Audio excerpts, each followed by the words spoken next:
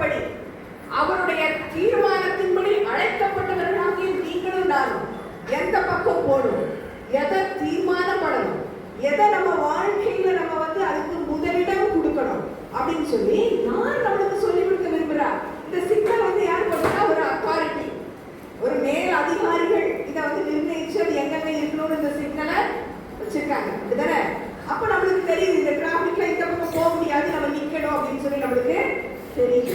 அதே மாதிரி அறிவு, பகுத்தறிவுனா என்ன? நம்ம எந்த பக்கம் தீர்மானிச்சு போகணுன்ற ஒரு உலக பிரகாரமான அறிவே நம்மளுக்கு தேவைப்படுது. உலக பிரகாரமான அறிவு இல்லைன்னா இந்த உலகத்துல ஒழுங்கா வாழ முடியாது.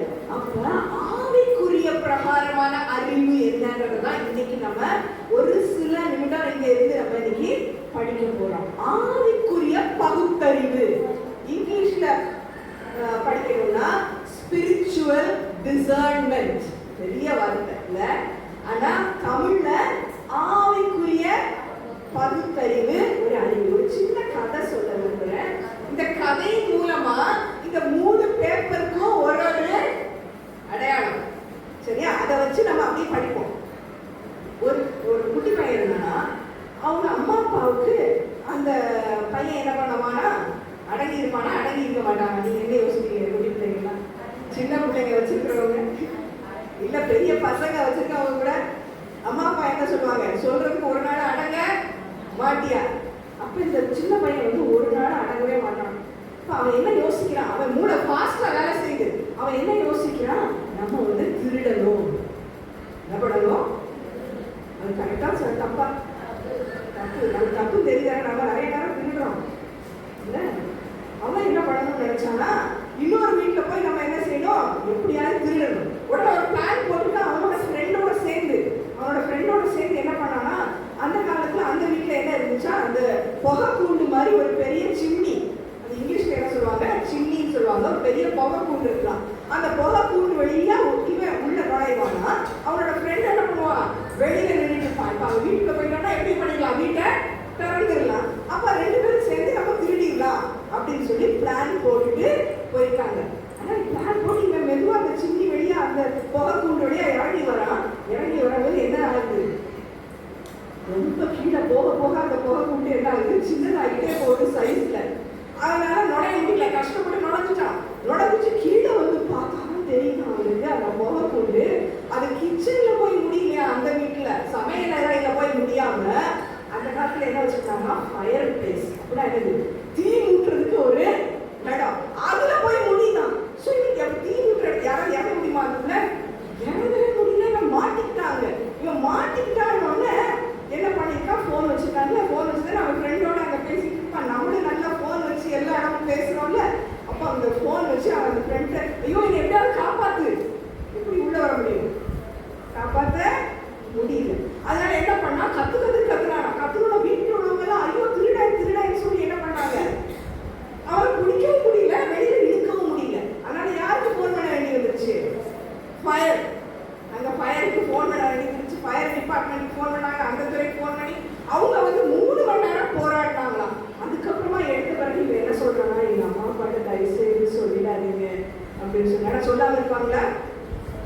கண்டிப்பா யார்கிட்ட சொல்லுவா, அம்மா அப்பாட்ட சொல்லுவாங்க. இன்னைக்கு 3 விதமான ஆவிக்குரிய பகுத்தறிவு உங்களுக்கும் தேவை, எனக்கும் தேவை. நம்ம வாழ்க்கையில சர்வ வல்லமையுள்ள கர்த்தர் யார், அவர் யார் அப்படி தெரிஞ்சாதான் அவர் சொல்லி கொடுக்கிற தீர்மானமோ அவர் காட்டுற வழியிலையும் நீங்களும் நானும் போக முடியும். அவரே யாருன்னு தெரியல, இந்த சர்வ வல்லமையுள்ள கர்த்தர் யாருன்னு தெரியல, ஏசப்பா யாருன்னே தெரியலன்னு சொன்னா அவர் காட்டுற வழியில போக முடியுமா? போக முடியாது. அவர் ஸ்டாப்னு சொன்னா ஸ்டாப் பண்ண முடியுமா? ஏன்னா சத்தம் கேட்காது. அப்ப முதல்ல இந்த ரெட் கலர்ல இருக்கிறது அவருடைய ரத்தத்தை சிந்தி, கிறிஸ்து இயேசு உங்களுக்காகவும் எனக்காகவும் ரத்தத்தை சிந்தி உங்களையும் என்னையும் மீட்டு கொண்ட ஏசப்பாக்கு அந்த கலர் என்ன கலர்? Red colour. அப்ப இந்த ரெட் கலரை வச்சு நம்ம சர்வ வல்லமை உள்ளவர் யாருன்றத இன்னைக்கு படிக்க போறோம். அவர் சொல்லி கொடுக்கறத நம்ம இன்னைக்கு படிக்க போறோம். அடுத்த கலர் என்ன கலர்? Orange colour. அப்படிதானே? திருடுவன் எப்படி இருப்பான்? அலர்ட்டா இருப்பான். இந்த திருடன் குட்டி பையன் திருட அவனுக்கு சரியா மூடாங்க வேலை செய்யல. அப்ப உலகம் அன்னைக்கு என்ன சொன்னாங்கன்னா அவங்க கடைசியில, ஐயோ குட்டி பையன் இவனுக்கு அறிவு பத்தல. இங்க வந்து என்ன சொன்னாங்க, அவனை வந்து ஹெல்ப் பண்ணணும்னு பார்த்தாங்க, அவங்களுக்கும் சரியான அறிவு இல்லை. 3 மணி நேரமா யாராவது போராடுவாங்க ஒரு சிந்தியை திறக்கிறதுக்கு, அவங்களுக்கும் அறிவு பத்தல. இந்த அம்மா அப்பாவுக்கும் அறிவே பத்தல. இப்படி பிள்ளைய வளர்த்துருக்காங்களே, இந்த அம்மா அப்பாவுக்கும் என்ன இல்லை, அறிவு பத்தல அப்படின்னு அன்னைக்கு முடிவு வந்துச்சான். இன்னைக்கு உங்களுக்கும் எனக்கும் இந்த ஏசப்பாவோட இந்த ரெட் கலர்ல ஏசப்பாவுடைய ரத்தம், இந்த ரத்தத்தின் மகிமையை பத்தி நம்மளுக்கு தெரிஞ்சிருக்கலாம், ஒரு அறிவு தலையில இருக்கலாம். ஆனா இந்த ரத்தத்தின் மேன்மைய உங்க வாழ்க்கையில என் வாழ்க்கையில நம்ம பிரயோஜனப்படுத்தணுமா? அந்த அறிவுக்குள்ள நம்ம இன்னைக்கு அடி எடுத்து வைக்க போறோம். அதுதான் ஆவிக்குரிய அறிவு. ரெண்டாவது ஆரஞ்சு கலர் திருட வந்து எப்படி வருவான், திருட்டுத்தனமா. அப்ப என்ன, உண்மையிலேயே இருக்கிற உண்மைய ஒரு பொய்யாக்குவோம், அப்படிதானே? அப்ப இந்த ரெட் கலர் மாதிரியே இருக்கு, ஆனா அது ரெட் கிடையாது. புரியுதா உங்களுக்கு நான் சொல்றது? ரெட் கலர் மாதிரி தான் இருக்கு, ஆனா அது என்ன கலர், அது ஆரஞ்சு கலர், அது ரெட் கிடையாது, அப்படிதானே? அப்ப அந்த ஆரஞ்சு கலரை வச்சு திருடன் யாருன்னு நம்ம படிக்க போறோம். ஏன்னா யாரு திருடன் தெரிஞ்சாதான் நம்ம என்ன பண்ணுவோம், திருடன் சொல்லுங்க கேட்க மாட்டோம், திருடனோட சத்தத்துக்கு நம்ம என்ன செய்ய மாட்டோம், செவி சாய்க்க மாட்டோம். இந்த திருடே வரானா, அப்ப நம்ம எப்படி நம்ம குடும்பத்தை நம்மள பாதுகாத்துக் கொள்ளணும், ஏசப்பாக்குள்ளன்றது நம்மளுக்கு அந்த அறிவு நம்மளுக்கு இருக்கும். அப்ப ரெட் கலர் நம்ம யாரை பத்தி படிக்க போறோம், சர்வ வல்லமை உள்ள தேவன் கிறிஸ்து இயேசு என்பது அவருடைய நாமம். ரெண்டாவது இந்த ஆரஞ்சு கலர் வச்சு என்ன படிக்க போறோம், திருடை வந்து யாரு நம்ம படிக்க போறோம். கிரீன் கலர்லாம் யாரு, நம்ம.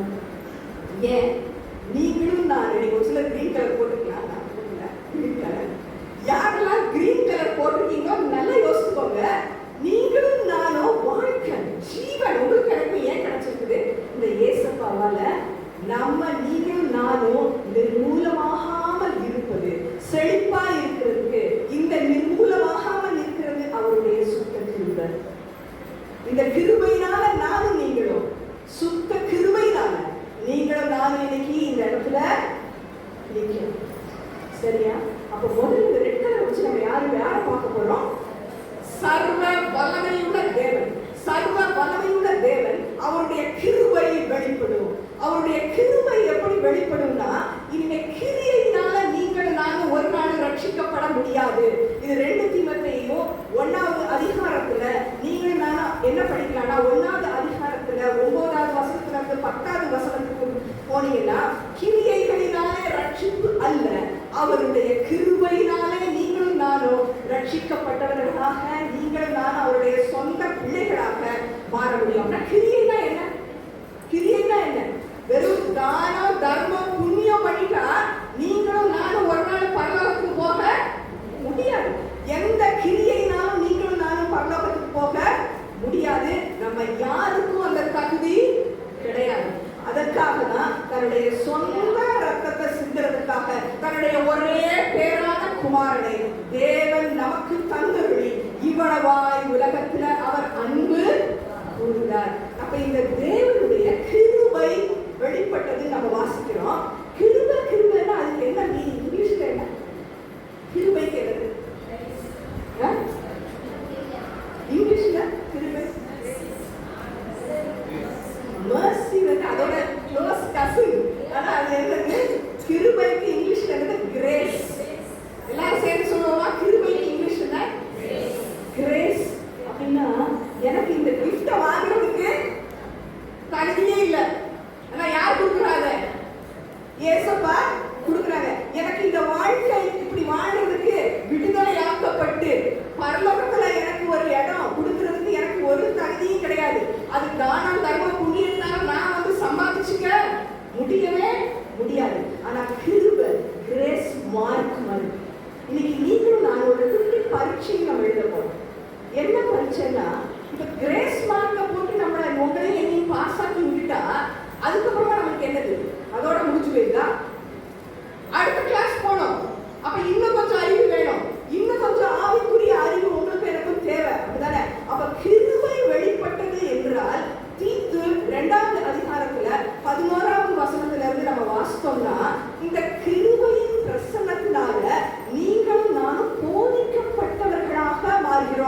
எப்படி போதிக்கப்படுகிறோம்னா, லௌகீக இச்சைகளை வெறுத்து நம்ம எதை எதிர்பார்த்து இருக்கணுமா? ஏசப்பா வரப்போறாங்க, 2வது வருகை கண்டிப்பா இருக்கு, அவர் வரப்போறாரு. அப்ப இதை எதிர்பார்த்து இருக்கிறவங்களுக்கு இனிமே எப்படி யாராவது வாசிக்கிறீங்களா?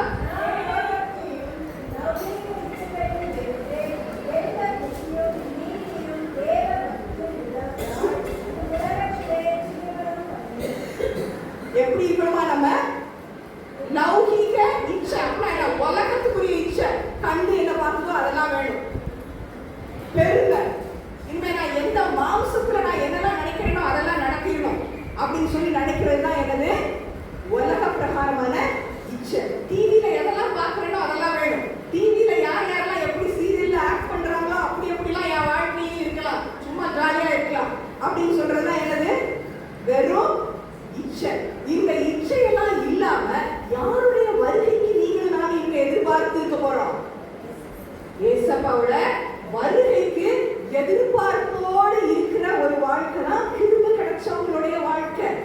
இனிமே எனக்கு கிருபை கிடைச்சிருச்சு, எனக்கு கிரேஸ் மார்க் கிடைச்சிருச்சுன்னு நான் எப்படினாலும் வாழலாம் அப்படின்னு சொல்லி நீங்களும் நானும் நினைக்கவே முடியாது. அப்படி முடிச்சோன்னா அப்படி முடிக்கிறவங்களுக்கு என்ன இருக்கு? அழிவு இருக்கு. அழிவின் பாதையில நீங்களும் நானும் போயிட்டு இருக்கோம் அப்படின்றதும் இந்த சத்திய வேத வசனத்துல இருக்குது. அதுதான் அறிவு. அப்ப கிருபை வெளிப்பட்டுச்சுன்னா அந்த கிரேஸ் மார்க்குக்கு ஒரு மார்க் இருக்கு, ஒரு லைன் இருக்கு. அந்த லைனை நீங்களும் நானும், அந்த இச்சைன்ற லைனை, லௌகிக இச்சை, அந்த உலகத்துன்ற லைனை நீங்களும் நானும் தாண்டறோமா? யோசிச்சு பார்க்கலாம். இந்த அறிவு இருந்தா இல்ல நமக்கு இல்லையான்றதை நீங்களும் நானும் யோசித்து பார்க்கணும். அடுத்து கிருபை வெளிப்பட்டது மட்டும் அல்ல, ஜீவன் வெளிப்பட்டது. ஜீவன் வெளிப்பட்டது. இப்ப இயேசுவாவை ஏன் நம்ம அவர் உயிருள்ள கர்த்தர் நீங்களும் நானும் நினைக்கிறோம்? ஏன் நம்புறோம்? ஏன் நம்ம சொல்றோம்? ஏன் நம்ம அறிக்கை பண்றோம்? கிறிஸ்து உயிரோடு இருக்கிறான்ற அறிக்கை பண்ணாதான் அந்த ஆவி, அது என்ன ஆவி? பரிசுத்த ஆவியானவர் மட்டும்தான். யாரு? சத்திய ஆவியானவர். அவர் உங்களுக்கு எனக்கு என்ன பண்ணுவாரு? இயேசு கிறிஸ்துவை பற்றி அவர் ஞாபகப்படுத்துகிறார். சத்திய வழியில சகல சத்தியத்துக்குள்ளே உங்களை என்னையும் நடத்துறாரு. அப்ப இந்த சத்திய ஆவியானவர் உங்களுக்கும் எனக்குள்ள இருக்குன்னா நம்ம என்ன புரிஞ்சுக்கிறோம்னா ஜீவன் வெளிப்பட்டது. அப்பதான் ஒரு நாள் இயேசுவா உண்மையிலேயே என்ன பண்ணாங்க? பிறந்தாங்க. உண்மையிலேயே உங்களுக்கும் எனக்காக அந்த சிலுவைய சுமந்தாங்க. உண்மையிலேயே 3ஆம் நாள் அவர் உயிரோடு எழுந்தார். உண்மையிலேயே சத்தியம் இது. அவர் பரலோகத்தில் இப்ப உங்களுக்காகவும் எனக்காகவும் இந்த நிமிஷத்துல கூட அவர் பரிந்து பேசிக்கொண்டு இருக்கிறார். இந்த சத்தியத்தை நீங்களும் நானும் உண்மையான உணர்ந்தோம்னா டெய்லி நம்ம என்ன பண்ணுவோம் தெரியுமா? 1 யோவான் 1:1 வசனமும் 2வது வசனமும் யாராவது வாசிங்க. 1 யோவான் 1:1 ஆதி முதல் இருந்தும் கேட்டதும் எங்கள் கண்கள் கண்டதும் நாங்கள் நோக்கி பார்த்ததும் எங்கள் கைகளிலே தொட்டதுமாய் இருக்கிற ஜீவ வார்த்தை அறிவிக்கிறோம். இந்த ஜீவன் வெளிப்பட்டதுன்னா டெய்லி நம்ம எங்க போறோம்? இனிமே ஜீவ வார்த்தை. இந்த ஜீவ வார்த்தையை நம்ம தினம் தொடரோம்னா என்ன? வெறும் நம்ம கேட்டுட்டு போயிடுறோம்னா மட்டும் கிடையாது. இதை தொடுகிறோம் என்று என்ன அர்த்தம்? சொல்றபடி நம்ம என்ன செய்யறோம்? செய்ய போறோம். ஜீவன் வெளிப்பட்டது என்றால் இன்னைக்கு நீங்களும் நானும் இப்ப மார்க் போடுவோமா? எத்தனை முறை நீங்களும் நானும் கிரேஸ் மார்க் வாங்கிருக்கோம்? ஆண்டவர்கள் பேசப்பட்டது கிருபமா நீங்க வச்சுக்க, என் கிருபையினால நான் உனக்கு இது போறேன். எத்தனை முறை நம்ம கிரேஸ் மார்க் வாங்கியிருக்கிறோம்? ஆனா எத்தனை முறை நம்ம கண்ணு இச்சை ஓடிட்டு, எத்தனை முறை நமக்கு சொல்லிருக்கோம்? நம்மளே கூட யோசிச்சிருப்போம், நான் இன்னைக்கு ஒரு 10 வசனமாவது நம்ம வாசிக்கணும் அப்படின்னு. எத்தனை வசனம் வாசிப்போம் நம்ம இன்னைக்கு காலையில இருந்து? 10 வசனம் வாசிச்சிருப்போம். ஒரு வசனத்தையாவது நம்ம வாழ்க்கையில கை கொள்றோமா? யோசித்து பார்க்கணும். அப்ப கிருபை வெளிப்பட்டது, ஜீவன் வெளிப்பட்டது. ஜீவ வார்த்தை உங்க கையிலையும் என் கையிலையும் தொடுவதற்காக, உங்க வாழ்க்கையை தொடுவதற்காக ஜீவ வார்த்தை கொடுக்கப்பட்டிருக்கிறது. கிருபை வெளிப்பட்டது, ஜீவன் வெளிப்பட்டது, கிறிஸ்து இயேசுவின் அன்பு வெளிப்பட்டது. இந்த அன்புக்கு நிகரா வேற எந்த அன்பு அங்க இல்ல. இது நம்ம 1 யோவான் 4வது அதிகாரம் 9வது வசனத்துல நம்ம வாசிக்கிறோம். இந்த அன்பு வெளிப்பட்டது.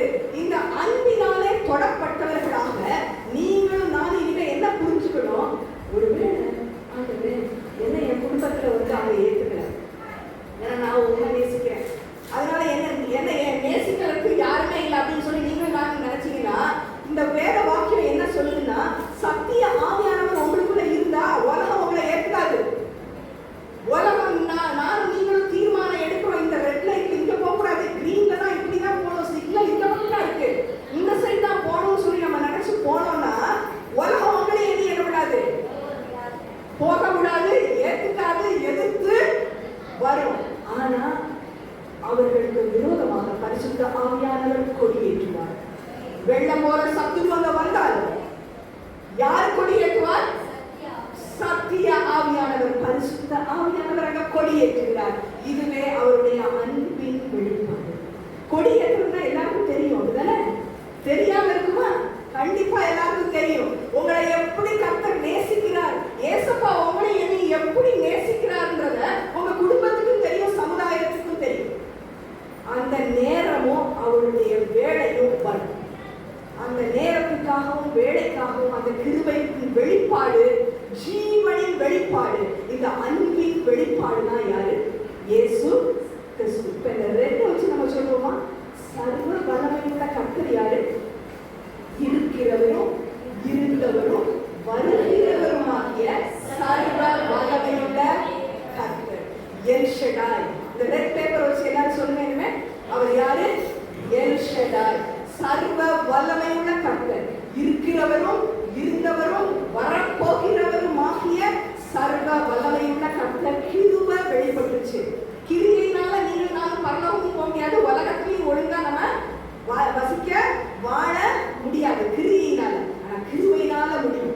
ஜீவன் வெளிப்பட்டதுனால முடியும். ஏசப்பாவை தொடர்றதுனால முடியும். அவருடைய வஸ்திர தொங்கலை தொடர்றதுனால முடியும். அவருடைய ஜீவ வார்த்தையை உட்கொள்கிறதுனால முடியும். அவருடைய அன்பு வெளிப்பட்டதுனால நீங்களும் நான் இனிமே என்ன பண்ணலாம்? இது வெறும் பகுத்தறிவுல, வெறும் உலக பிரகாரமான அறிவு கிடையாது. இது என்ன அறிவு? ஆவிக்குரிய அறிவு. ரெண்டாவது, இந்த ஆரஞ்சு பேப்பர் எல்லாரும் இருக்கலாமா? ஆரஞ்சு பேப்பர்ல என்ன இருக்கு? நம்ம என்ன பார்த்தோம்? திருடன், அப்படிதானே? யோவான் 10வது அதிகாரத்துல யாரெல்லாம் பைபிள் வச்சிருக்கீங்களோ எடுத்துக்கோங்க. வேற ஒண்ணுக்குமே அவன் வரமாட்டான். என்னத்துக்கு வருவான்? திருடவும் கொல்லவும் அழிக்கவும் வரான். ஆனா இந்த திருடனை பத்தி இன்னும் 2-3 வார்த்தை நம்ம எல்லாரும் சேர்ந்து படிச்சுக்கோம். நல்லா தெரியும் நம்மளுக்கு. ஆனா நம்ம திருப்பி நம்ம படிச்சாலும் இனிமே திருடன் பக்கத்துல நம்ம போக மாட்டோம். திருடன் வந்தாலும் நமக்கு என்ன இருக்கு? அன்பின் வெளிப்பாடு இருக்கு, ஜீவன் இருக்கு, கிருபை இருக்கு. அப்படி நம்ம என்ன செய்வோம்? அறிக்கை பண்ண முடியும். திருடனா எப்படி வருவாங்க? பகல் நேரம் வருவானா, ராத்திரி நேரம் வருவானா? திருடன் வந்து யாருக்கும் தெரியாம வருவான், அப்படிதானே? திருடன் வந்து யாரும் சின்னிக்குள்ள தெரிஞ்சுக்கிட்டா வந்தா இல்ல. திருடன் வந்து எப்படி வருவான்? யாருக்குமே தெரியாம வருவான். கொள்ளைக்காரன் எப்படி வருவான்னா எல்லாருக்கும் தெரிஞ்சு வருவான். இங்க யோவான் 10ல 1வது அதிகாரத்துல போட்டிருக்கு, வாசல் வழியாக வர்றவன் தான் யாரு? நல்ல மேய்ப்பன். வாசல் வழியாக வராத திருடனும் கொள்ளைக்காரனும் இருக்கான். கொள்ளைக்காரன் என்ன? எல்லாரும் பார்க்கும் போதும் அடிச்சு இழுத்துட்டு போயிடுவான், அப்படிதானே? அப்ப திருடனும் இருக்கான், கொள்ளைக்காரனும் இருக்கான். அப்புறம் யார் இருக்கான்? அந்நியர் இருக்கிறாங்களா? அதே யோவான் 10:5 வசனத்தை நீங்க பாத்தீங்கன்னா, அந்நியர் இங்கிலீஷ்ல என்ன போட்டிருக்கு? ஸ்ட்ரேஞ்சர். ஸ்ட்ரேஞ்சர் தான் யாரு? அந்நியர். அப்ப தீஃப் இருக்கான். இங்கிலீஷ்லயும் படிச்சுக்கோங்க. என்ன திருடனா யாரு? தீஃப். திருடனா யாரு? தீஃப். கொள்ளைக்காரன்னா ராபர். கொள்ளைக்காரனா யாரு?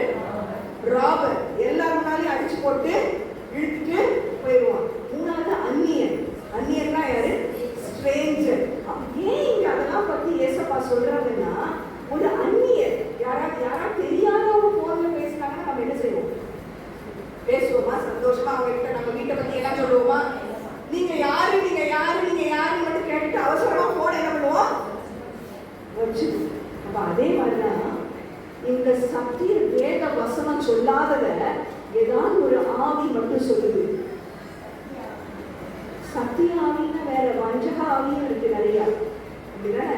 டிவியில நான் இதை பார்த்தேன், இதுதான் ரைட்டா அப்படின்னா அது எனக்கு அது அந்நிய சத்தம். டிவியில சொல்றதும் இங்க சொல்றதும் ஒண்ணா இருக்குதா? அதை நடக்க முடியுமா என்னால? அந்த வழியில நடந்தா நான் ஏசப்பா பிள்ளையா அவருக்கு மகிமை கொடுக்கிறேனா அப்படின்னா அது எனது சத்திய ஆவி. அப்ப அந்நிய சத்தம் உங்க காதுல கேட்டு அதுக்கு மட்டும் நீங்க சரி கொடுத்து போக கூடாது. திருடன், கொள்ளைக்காரன், அந்நியன், அப்புறம் என்ன போட்டிருக்கிறதுனா கூலியாள். இது 11வது வசனத்துல இருக்கு. திருடனுக்கு இன்னொரு பேர் என்னது? சத்தமா சொல்லுமா எல்லாரும்? கூலியாள். அப்படின்னா என்ன? கூலி கொடுத்து அவங்கள வேலைக்கு வச்சிருக்கோம். அப்ப அந்த கூலி கொடுத்து வேலைக்கு வச்சவங்க என்ன பண்ணுவாங்க? எஜமான் இருந்தாதான் என்ன பண்ணுவாங்க? எஜமான் இல்லைன்னா என்ன செய்வாங்க? தூங்குவாங்க. எஜமான் இல்லைன்னா என்ன பண்ணுவாங்க? தூங்குவாங்க. ஏன்னா அங்க என்னது? கூலிக்காக தான் வேலை. அப்ப அந்த ஆட்டு மந்த ஏசப்பா என்ன சொல்றாங்க? நானே நல்ல மேய்ப்பன் மாதிரி உங்களை மேய்ச்சிருக்கேன் அப்படின்னா ஏன் சத்தத்தை கேட்டாதான் நீங்க என்ன செய்யணும்? உள்ளும் புறமும் நீங்க வரணும். வேற சத்தம், திருடனோட சத்தமோ, கொள்ளைக்காரனோட சத்தமோ, இல்ல அந்நியனோட சத்தமோ, இல்ல அந்த கூலியாள் அவன் பின்னால போகாதீங்க. இப்ப இந்த திருடனுக்கு நம்ம 4 விதம் படிச்சோம். இவங்க எல்லாம் என்ன பண்ணுவாங்க? இந்த திருடனும் பொய்யனும் யாரு? ஆதி முதல் திருடனும் பொய்யனும் யாரு? சாத்தான். இதையும் நம்ம யோவான் 8ல நம்ம படிக்கிறோம். இவங்களுடைய குணாதிசயம் எப்படி இருக்குமா? ஆமோஸ் 3வது அதிகாரத்துல 12வது வசனம். ஆமோஸ் 3:12 போட்டுருக்கு. அந்த மேய்ப்பன் வந்து ஒரு சிங்கம். அங்கதான் முன்னால என்ன இருக்கும்? நிறைய சிங்கம், கரடி, புலி எல்லாம் வரும்ல. அப்ப இந்த மேய்ப்பன் என்ன பண்ணுவாங்கன்னா அந்த ஆட்டை காப்பாற்றுறதுக்காக இவங்க சண்டை போட்டு அதை இழுத்துட்டு வருவாங்க. கூலியால் என்ன பண்ணுவானா?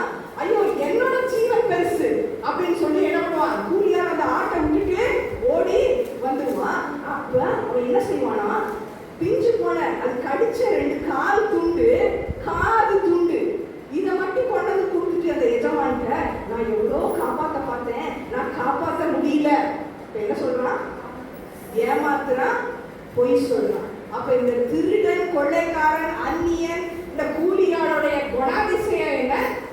ஏமாத்துறான், பொய் சொல்றான், கபடான ஒரு வாழ்க்கை, தவறான ஒரு நடக்கை. நிறைய நேரம் நம்ம வீட்டுல, நம்ம சமுதாயத்துல, நம்ம குடும்பங்கள்ல தவறான உறவுகள், தவறான சத்தங்கள் வருது. நம்ம வாய் நமக்கு வருது. அப்ப அதெல்லாம் நம்ம என்ன செய்யணும்? இயேசுவின் நாமத்தினால நம்ம என்ன செய்யணும்? பரிசுத்த ஆவியானவரின் உதவியால அந்த சத்துருவுக்கு நீங்களும் நானும் கொடியேற்றணும். அவர் கொடியேற்றும் போது அதுக்கு இடம் கொடுக்கணும். நீங்களும் நானும் உங்க வாழ்க்கையிலும் என் வாழ்க்கையிலும். இப்ப இந்த திருடன் யாரு? நம்ம என்ன படிச்சோம்?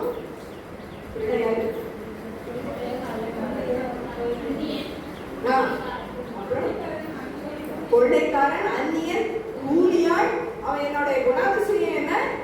ஏமாற்றவன், கபடம் உள்ள வாழ்க்கை, தவறான நடக்கை உள்ளவன். இது எல்லாத்தையும் நம்ம எங்க வாசிக்கிறோம்னா 2 பேரும் 1வது அதிகாரம் 2வது அதிகாரம் 2 பேரும் 2வது அதிகாரத்துல முதல் 2 வசனத்தை நீங்கள் நாங்கள் வாசிக்கிறோம். தவறான போதனைகள், தவறான தீர்க்க தரிசனங்கள் இதுதான் நடக்கும் அப்படின்னு சொல்லி நிறைய தீர்க்க தரிசனங்கள் இருக்குல்ல. ஆனா இந்த தவறுக்கும் இந்த பொய்க்கும் சரியானதுக்கும் எப்படி நம்ம கண்டுபிடிப்போம்? வெறும் ஆரஞ்சா மட்டும்தான் இருக்குதா? இது எப்படி ஆரஞ்சா இருக்குது? இந்த சைட்ல போறதா நம்ம அந்த சைட்ல போறதான்னா நீங்களும் நானும் யோசித்து பார்த்தோம்னா நம்ம என்ன போட்டிருக்கீங்க? பைபிள்ல வேதாகமத்துல என்ன போட்டிருக்குது? தந்திரமாக உள்ள வருவாங்க, நேரா உள்ள வராது. இந்த தவறான தீர்க்க தரிசனங்களும் பொய்யர்களும் எப்படி வரமாட்டாங்க? நேரா வரமாட்டாங்க, தந்திரமா உள்ள வருவாங்கன்னா. 2வது என்ன போட்டிருக்குது? தற்பிரியர்கள், பொருளாசைக்காரர்களாகிய தற்பிரியர்கள். அப்ப அவங்களையெல்லாம் என்ன பண்ணுவாங்க? உயர்த்திக்குவாங்க. அங்க என்னதான் மெயின்? காசு தான் மெயின். அப்படின்னா அதெல்லாம் என்னது? பொய். அதெல்லாம் தவறான தீர்க்க தரிசனங்கள், தவறான தீர்க்க தரிசனியின் ஒரு அடையாளம் வேதாகமத்துல போட்டிருக்கு. வெறும் பொருள் ஆசை ஆகியான தன்னுடைய ஆதாயத்திற்காக மட்டும் இருக்கிற தீர்க்க தரிசனங்கள், தீர்க்கதரிசிகள் எல்லாருமே என்னது? வேதாகமத்தின்படி சரி அல்ல. அப்ப இதை நீங்களும் நானும் வாசிக்கும் பொழுது வெறும் வாசிக்கிறவங்களா மட்டும் இல்லை, ஏதாவது உங்க காதுல என் காதுல வந்ததுன்னா நம்ம மற்றவங்க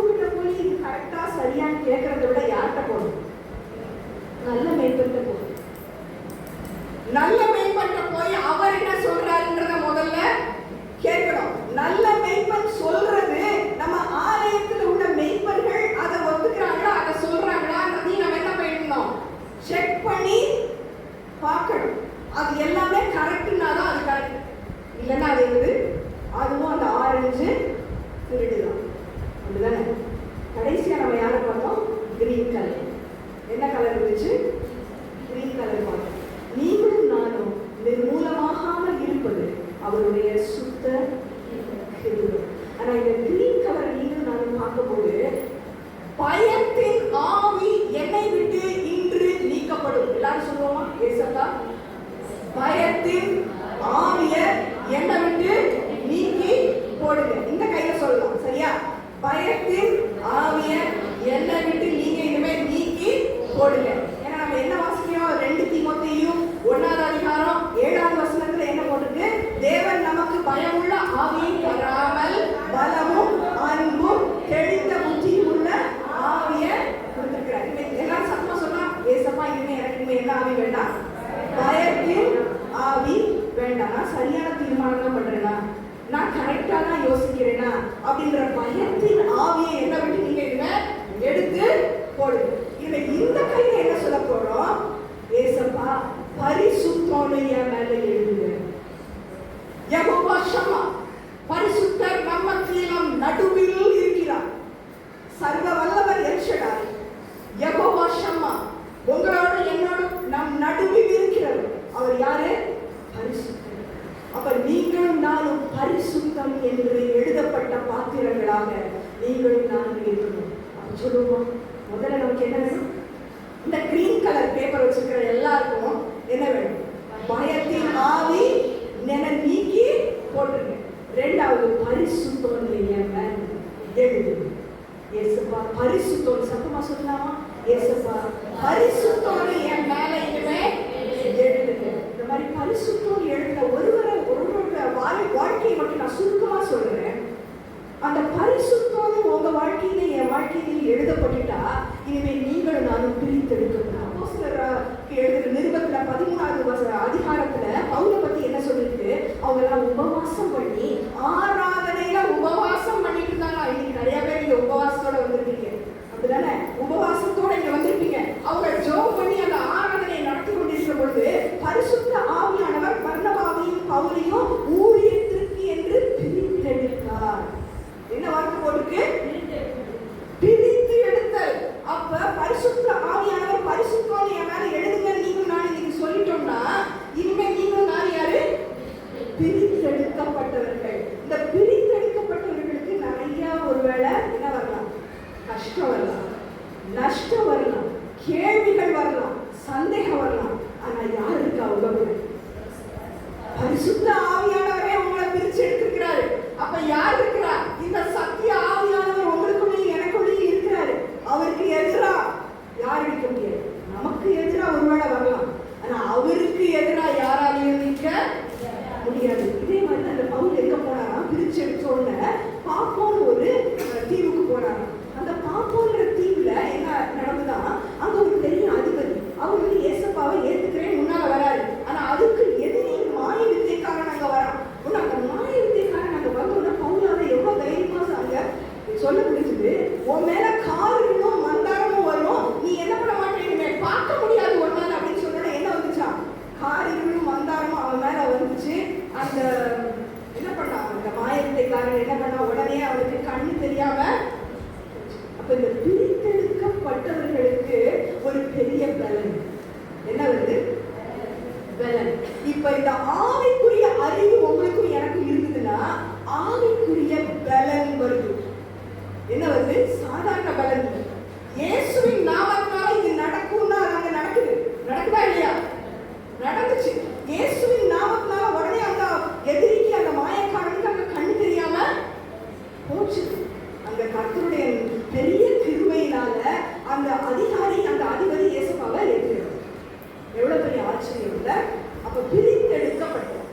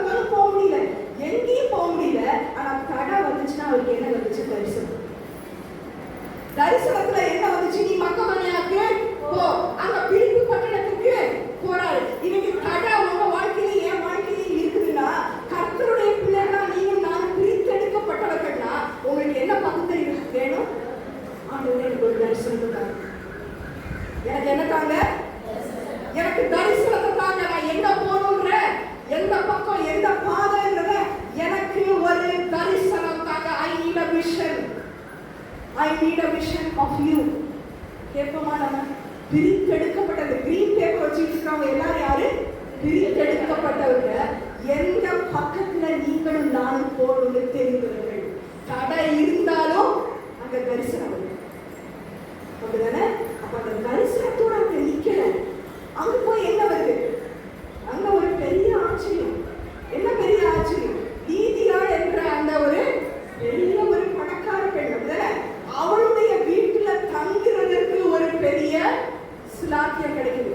அவளுடைய இருதயத்தை கர்த்தர் திறக்கிறாரு. அவர் ஏசப்பா அவங்க ஏத்துக்கிறாங்க. ஏத்துக்கிறது மட்டும் இல்ல, அவங்களையும் அந்த ஊழியக்காரங்களையும் எங்க கூப்பிடுறா? எங்க வீட்டுல வந்து தங்கும்படியாக அவள் வேண்டி கேட்டுக்கொண்டாருன்றத நம்ம அப்போஸ்தலர் 16வது அதிகாரத்துல வாசிக்கிறோம். ஒருவேளை தங்க எனக்கு இடம் இல்லை அப்படின்னு சொல்லி நீங்கள் நான் யோசிக்கிறோமா? நான் தங்குற இடம் ரொம்ப மோசமா இருக்கு, இது தடையா இருக்குது ஆண்டவரே அப்படின்னு சொல்லி நீங்களும் நானும் யோசிச்சோம்னா, கர்த்தருடைய சத்தம் பரிசுத்த ஆவியானவர் உங்களுக்கு எனக்கு உணர்த்த விரும்புகிறது என்னன்னா, தடை இருக்கலாம் ஆனா தரிசனம் உண்டு. தடை இருக்கலாம் ஆனா தங்குறதுக்கு ஒரு இடம் உண்டு. உனக்கும் எனக்கும் தங்குறதுக்கு மட்டும் இல்ல இடம். அந்த இடம் ஒருவேளை சிறைச்சாலையா கூட மாறலாம். அடுத்து எங்க போறாரு பவுல்? அங்க ஒரு அசுத்த ஆவி, குறி சொல்லுகிற ஆவியுடைய ஒரு பெண் இருக்கிறா. அங்க ஒரு விடுதலை கிடைக்குது அந்த பெண்ணுக்கு. ஆனா இவர் எங்க போய் மாட்டிக்கிறாரு? சிறைச்சாலைக்குள்ள போய் மாட்டிக்கிறாரு. ஆனா சிறைச்சாலையிலும் துதியின் சத்தம் கேட்கும். ஒருவேளை சிறைச்சாலை மாதிரி என் வாழ்க்கை எனக்கு இருக்கு அப்படின்னு சொல்லி நீங்களும் நானும் நினைச்சோம்னா, துதியின் சத்தம் அந்த இடத்துலயும் கர்த்தர் எதிர்பார்க்கிறார். பிரித்தெடுக்கப்பட்டவங்க இனிமே அந்த இடத்துல உட்கார்ந்து அழுதுட்டு இருக்க முடியாது. பிரித்தெடுக்கப்பட்டவர்களுக்கு ஒருவேளை சிறை அனுபவம், சிறைச்சாலையில் இருக்க மாதிரி அனுபவம் வரலாம். ஆனா அந்த அனுபவத்தை நீங்கள் நானே என்ன பண்ணணும்? துதிக்கும் பொழுது அங்க என்ன நடந்துச்சு? பூமி அதிர்ந்தது, சிறைச்சாலையின் கதவு எல்லாம் திறந்தது, சங்கிலி எல்லாம் போச்சு. ஒரு பெரிய விடுதலை. துதியின் சத்தத்தை இன்னைக்கு நீங்களும் நானும் இந்த இடத்துல இருந்து ஆண்டவருக்கு ஏறெடுக்க முடியுமா? அப்ப நீங்களும் நானும் பிரித்தெடுக்கப்பட்டவர்கள். எந்த பக்கம் போனோம்? துதியின் பக்கம் போனோம். இனிமே எந்த பக்கம் நீங்களும் நானும் போனோம்? துதியின் பக்கம். எந்த நிலைமையிலும் நீங்களும் நானும் அவரை துதிக்கும் பொழுது அங்க ஒரு பெரிய விடுதலை. அந்த விடுதலையோடு நம்ம நிக்கல. கர்த்தர் என்ன செய்யறாரு? உங்களை என்னை பார்த்து உடனே அவங்க கேட்கிறாரு. நம்ம நினைக்கிறோம் நம்ம பிரித்தெடுக்கப்பட்டவர்கள். சரி, என்ன தடை வந்தாலும் இந்த துணி செய்யறேன்னா அனுதினமும் அபிஷேகம் உண்டா? புதிய எண்ணெயின் அபிஷேகம் அனுதினமும் உண்டா? அப்படின்னா நம்ம நினைக்கிறோம் அபிஷேகம்னா வெறும் ஆவியில நிறைஞ்சு நம்ம ஜெபம் பண்றது மட்டும் கிடையாது. இந்த அபிஷேகம் பட்டவர்கள் சகலத்தையும் அறிவார்கள். 1 யோவான் 2வது அதிகாரம் 20வது வசனம். பரிசுத்த ஆவியானவரின் அபிஷேகம் பெற்றவர்கள் சகலத்தையும் அறிவார்கள். அப்படின்னா இதுதான் என்ன அறிவு? ஆவிக்குரிய போராட்டம் உங்க வாழ்க்கையிலும் என் வாழ்க்கையிலும் உண்டு. ஆனா நீங்களும் நானும் யாரு? ஆவிக்குரிய குடும்பம். நீங்களும் நானும் யாரு? ஆவிக்குரிய குடும்பம். அப்படின்னா இல்ல, ஏசப்பாவுடைய பிள்ளைங்க. இந்த ஏசப்பாவுடைய பிள்ளைங்க மேல அவர் என்ன பண்ணிருக்கிறாரு? அவருடைய அன்பின் வெளிப்பாட ஊற்றி இருக்கிறார். நீங்களும் நானும் யார் என்பது வெளிப்பட்டுருச்சு. நீங்களும் நானும் யாரு? ஏசப்பாவுடைய பிள்ளைங்க. ஆனா ஒரு நாள் அவர் வரப்போகிறார். அவர் வரும் பொழுது நீங்களும் நானும் அவருக்கு ஒப்பாய் இருப்போம். இன்னும் நம்ம எப்படி இருப்போம் என்று வெளிப்படவில்லை. ஆனால் அவருக்கு ஒப்பாய் இருப்போம் என்றது வெளிப்பட்டது. ஏன்? அவர் பிசாசின் கிரியை அழிக்க வெளிப்பட்டார். பிசாசின் கிரியை இந்த என்ன கலர் நம்ம வச்சிருக்கோம்? Orange colour. அப்படிதான் யாரும் பெண் வச்சிருக்கீங்களோ அதுல ஒரு எழுத்து போட்டு. பிசாசின் கிரியை அழிக்க கிறிஸ்து இயேசு வெளிப்பட்டார். அப்ப முதலாவது நம்ம என்ன பார்த்தோம்? கர்த்தருடைய சர்வ வல்லமையுடைய கிருபை வெளிப்பட்டது, ஜீவன் வெளிப்பட்டது, அன்பு வெளிப்பட்டது. இந்த திருடரை அழிக்க கிறிஸ்து இயேசு வெளிப்பட்டார். கடைசியா நீங்களும் நானும் இனிமே யாரா இருப்போம் நமக்கு வெளிப்படல. நம்ம எப்படி அவருக்கு 2வது வருகையில வரும்போது அவருக்கு ஒப்பா இருப்போம். ஆனா இந்த குளோரிஃபைட் பாடி, இந்த மேன்மையான மகிமையின் ஒரு நம்மளுடைய பாடி, இந்த சரீரம் எப்படி இருக்கும்ன்றது நமக்கு இன்னும் கண்ணால் நம்ம பார்க்கல, இன்னும் வெளிப்படல. ஆனா அவருக்கு ஒப்பாய் இருப்போம். அதனால் நீங்களும் நானும் என்ன பண்ணணும்? அந்த வசனத்துல என்ன எழுதிட்டு சுத்திகரித்து கொள்ள வேண்டும். சோ இன்னைக்கு உங்க வாழ்க்கையிலும் என் வாழ்க்கையிலும் ஒரே ஒரு வார்த்தை, ஆவிக்குரிய போராட்டம் உண்டு, ஆவிக்குரிய குடும்பம் நீங்களும் நானும். ஆனா சுத்திகரிப்பின் பாதையில கர்த்தர் உங்களுடைய என்னையும் நடத்தணும். நம்ம ஜெபம் பண்ணுவோமா?